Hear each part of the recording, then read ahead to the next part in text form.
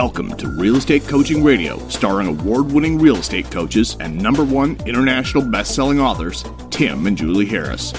Real Estate Coaching Radio is the nation's #1 daily radio show for realtors who demand authentic, real-time coaching.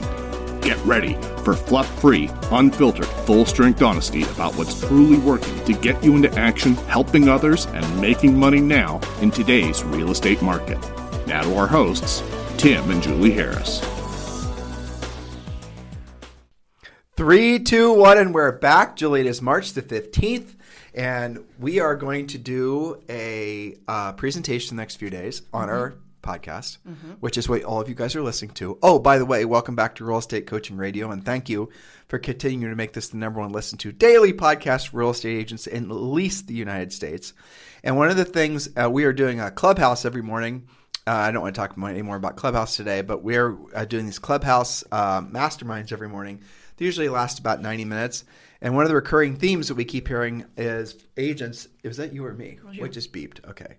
One of the recurring themes that we just hear is that the agents are experiencing, some of the agents are experiencing lots of procrastination and consternation because they're introverts. And you guys will be happy to know that introversion is not a death sentence. It is not. Yeah. It is curable. It is curable. Or at least it's something treatable. It's treatable. Well, and Julie's very much analytical, very much an introvert. Well, we're both introverts. You might find that hard to believe, but it's true. But Julie is a double whammy. She's an introverted analytical type person, and that's something that I think, and she became a very successful salesperson. So using Julie as your guide, we're going to go through some specific points that you guys should be taking into consideration if you're an introvert. Now, this information is also valuable if you're working with an introvert, married to an introvert, have a child who's an introvert. I'll start out by saying a lot of this stuff and a lot of your as you stay in real estate longer, you're going to be at some point you're going to run across DISC personality tests. And we always like to make sure that everyone's clear that those are pseudoscience. It's not real science. And there is value in the DISC stuff. There's no doubt that it's interesting, causes you to be introspective, but in no way is it scientific or really even factual. So the reason I bring this up is because so often we hear, just everywhere, all the ways we communicate with you guys, we'll hear an analytical person who is trying to write themselves off because they're analytical and introverted because they took some DISC test, and the DISC test did not have a possible sales career or something that they could do.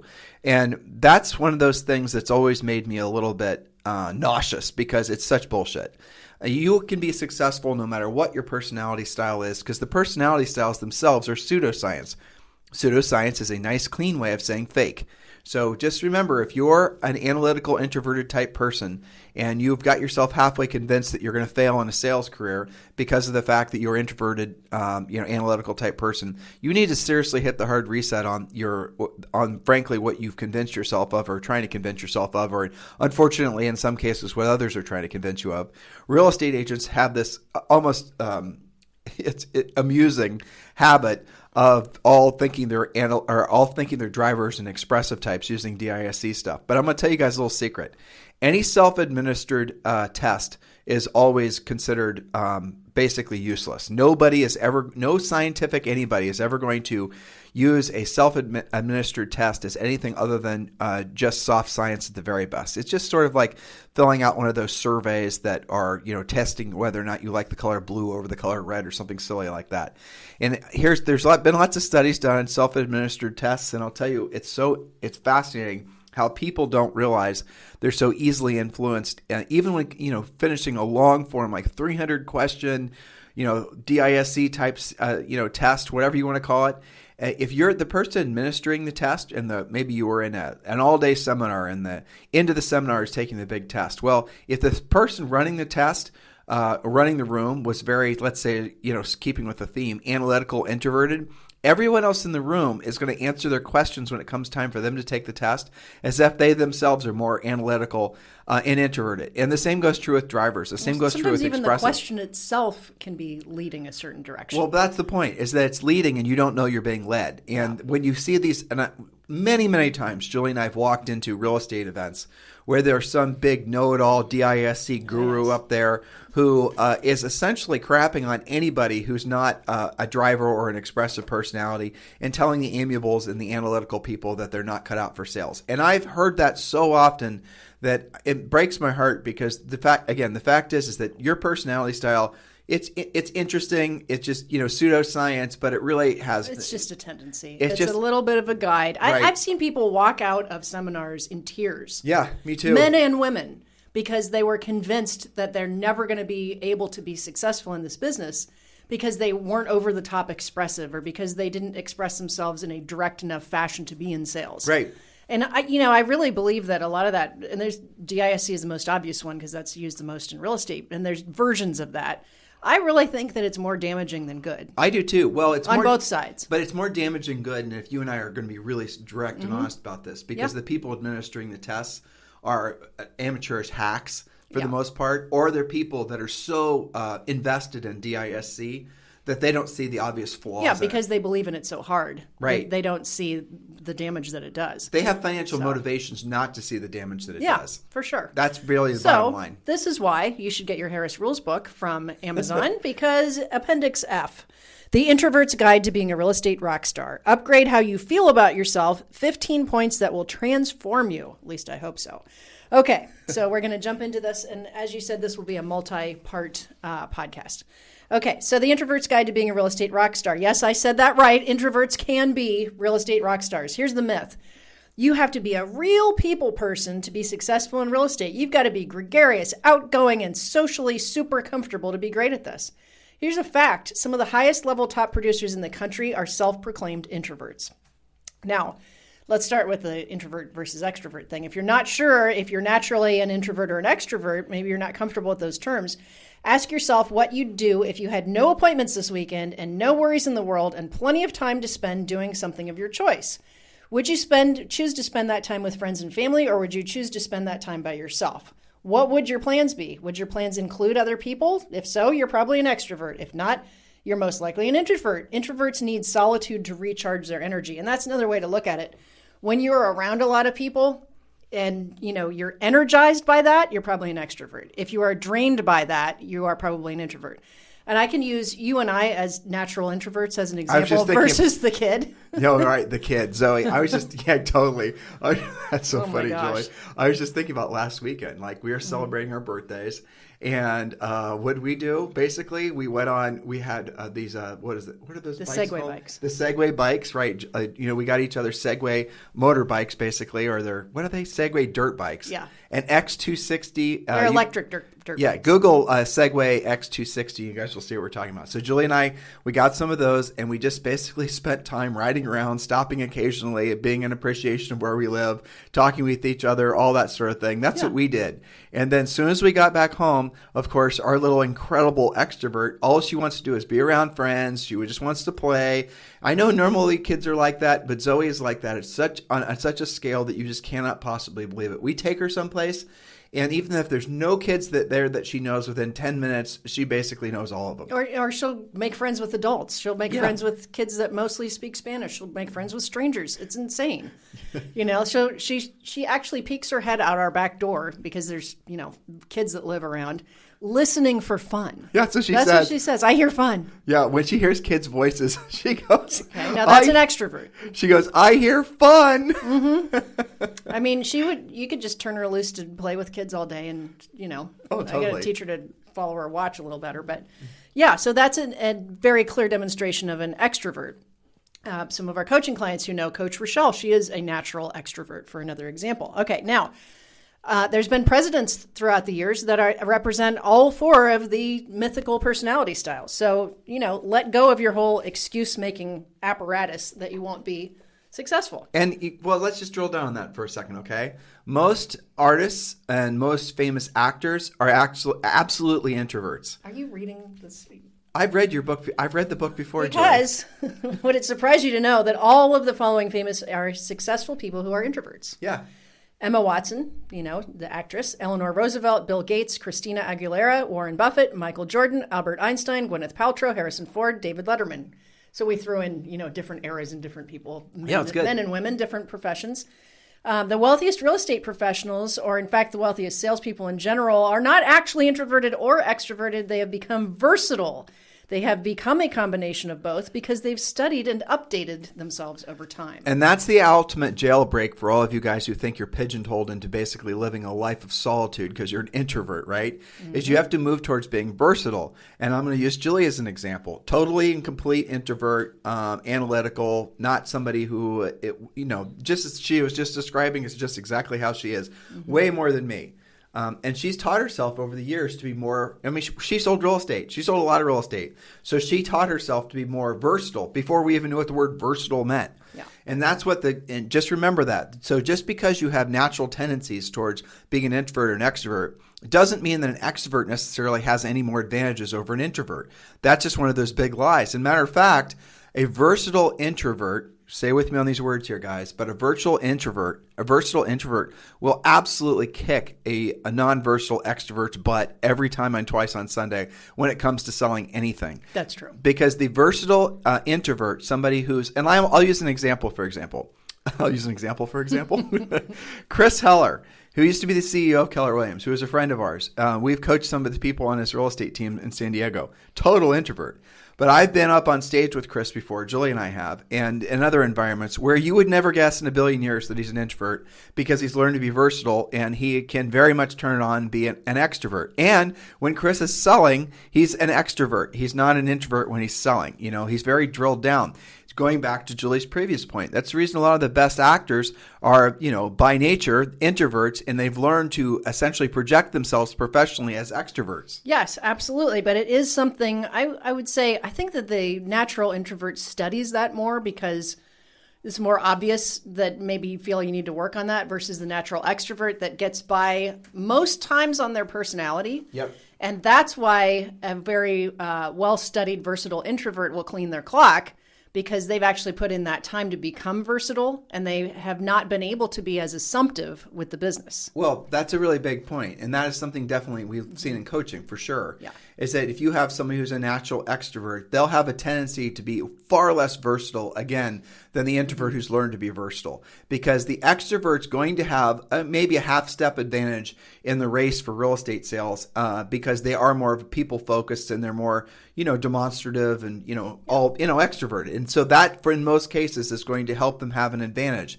But what then happens is they never develop versatility. So the extrovert will not necessarily take the time. The natural extrovert who essentially thinks just a little bit easier than it maybe should be in sales, they don't ever develop the versatility to say, for example, work with an amiable sort or really work with an introverted analytical sort. They actually get annoyed by them. Yeah, so they can and then they'll rationalize that, I have to delegate those people because they're too slow. And so lack of versatility meets ego.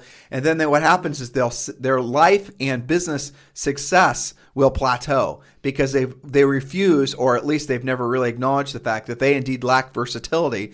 And so whatever natural advantage they had with their personality type goes out the door because they stop learning and evolving. Yeah, and they don't believe they're somebody who's a little bit more subtle can actually compete with them. And that's where they lose. Yeah, it's basically arrogance and ego. Yeah. Meets both, and then they discover TikTok.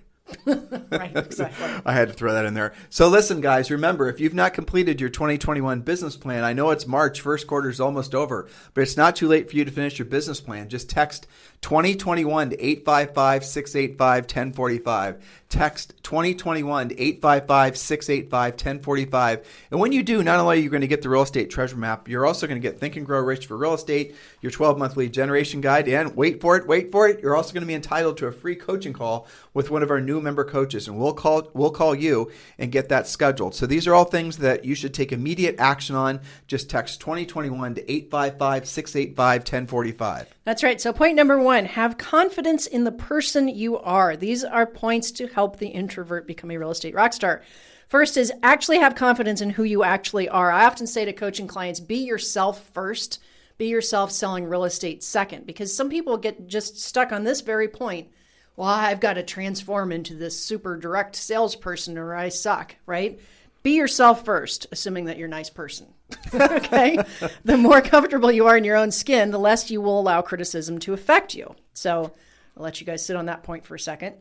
Number 2, use scripts that don't sound like scripts. Know your material cold. This is kind of I think of my introvert clients as wrapping themselves in a coat of armor when they have good scripts. Well, but let's talk about what you just said. Let's break that down a little bit. Sure. Because nobody likes the word scripts, especially if if someone's more on the extroverted side and they think somehow they have the gift of gab, which many of them do, and they figure out whatever comes out of their mouth is like, should be written down for the ages. It's so, all that. Yeah. Right. And so they don't really have, I'll have to say first year in real estate that I relied on my personality probably because I'm way more extroverted than you are. Though I'm still an introvert, It's degrees of everything. Right. But that definitely gave us an advantage. But I did run out of talent and I did need to learn how to be more versatile and I did need to learn more scripts.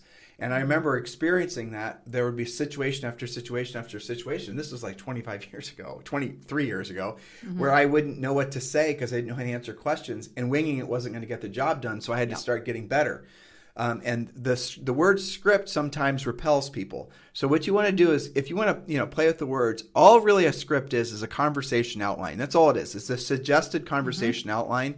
But what it's designed to do, a good script is a series of questions that are designed to get you at the desired outcome. But what a lot of you will do is you'll skip the actual. So learning of scripts, it goes memorization, internalization, then personalization. And what a lot of you will do is you'll skip the memorization and you'll skip the internalization, if that's a word. Yep. And then you'll go right to the personalization. So you never actually know how to say the script correctly.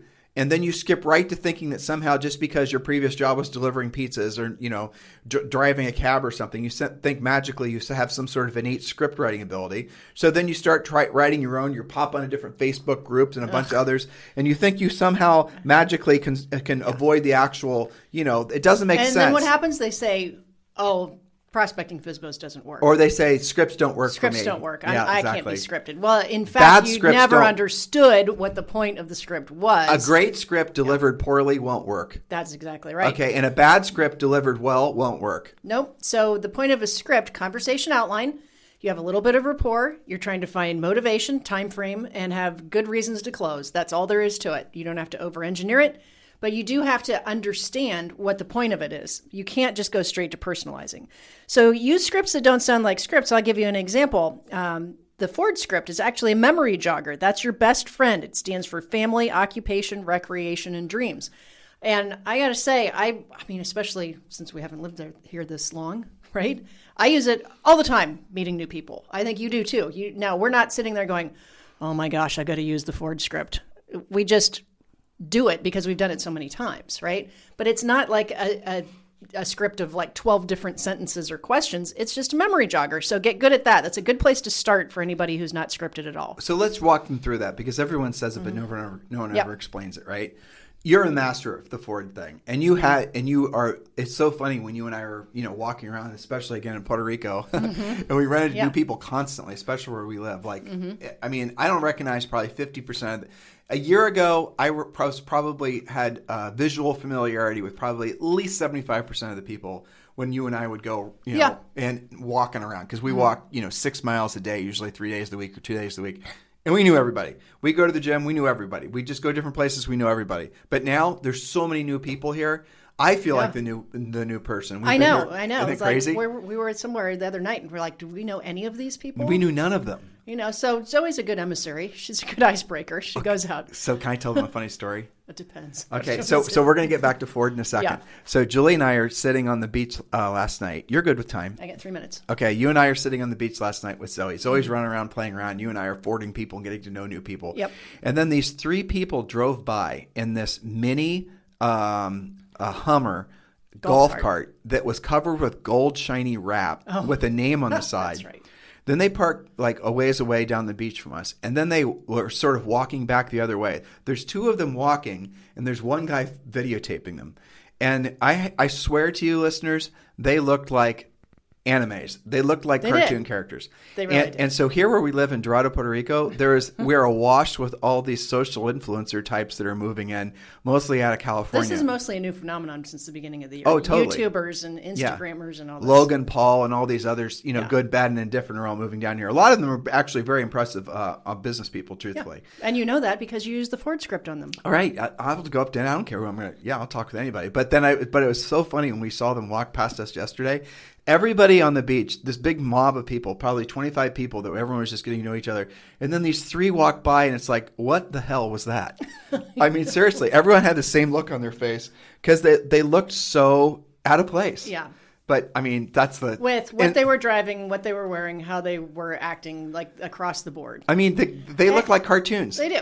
Yeah. But, welcome to, Dorado in YouTubers 2021. Yeah, exactly. I have a coaching call in Louisiana I have to get to. Well, so let's talk about the Ford real quick. Okay. So the thing with Ford is it's very simple, guys. It's just like Julie said, and this is like 1950s sales training here. But when you're trying to get to know someone, just start out by asking them questions about their family. Everyone's going to want to talk about their family. And generally speaking, if it's two ladies talking, they might not ever get off the topic of talking about the family. Yes, that's right. So that's a good icebreaker, right? You meet somebody new. And I do teach this in Premier. We really drill down in this a lot. So the homework is write down 3 questions for each of those letters: family, occupation, recreation, dreams, which spells Ford. So a family question, let's say you're finally going to call your database. If you know their family, you can say, oh, how's Zoe doing? Right? That's easy. How has she been in virtual school? How's that been going on? It's just a conversation breaker. Okay, so if you don't know them, is your family from here? Where did you guys move from? Super easy, right?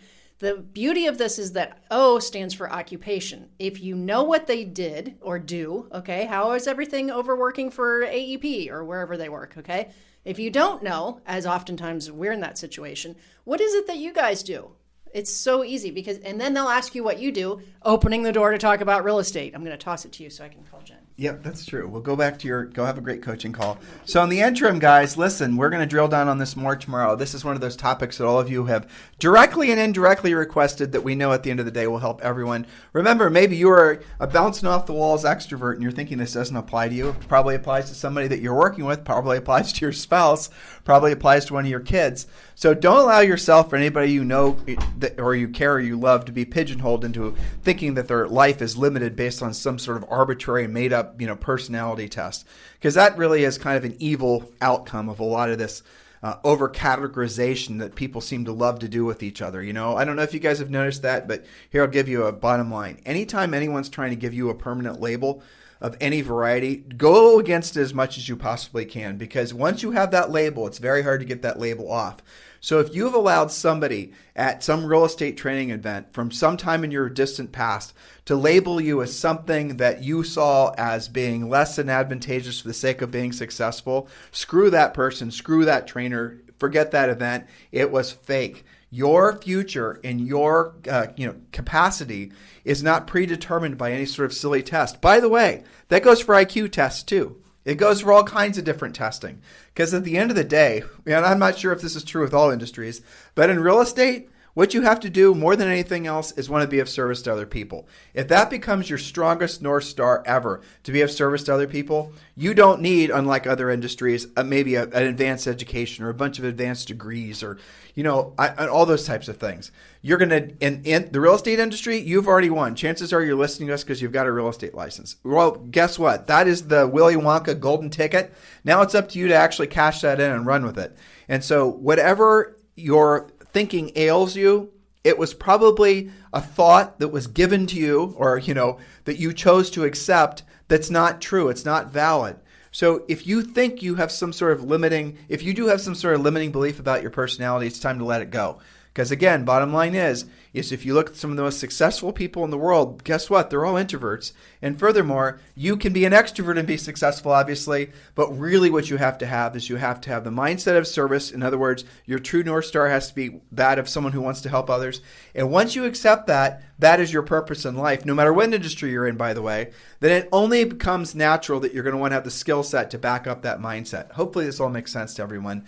In the interim, if you guys want to talk to us about joining our EXP EXP family. We'd love to discuss with you about Julie and I being your personal sponsors at EXP Realty. If that's something that you're interested in, if that's a path that you are on, and all of you should be on that, please feel free to text me directly at 512-758-0206, 512-758-0206. In the meanwhile, you guys have a fantastic day, and we'll talk to you on the show tomorrow. This program has been a presentation by Tim and Julie Harris, Real Estate Coaching. For more information on our real estate coaching and training programs, visit our website at timandjulieharris.com. Remember to tune in weekdays at noon for upcoming shows, and until next time, thank you for listening to Real Estate Coaching Radio with Tim and Julie Harris.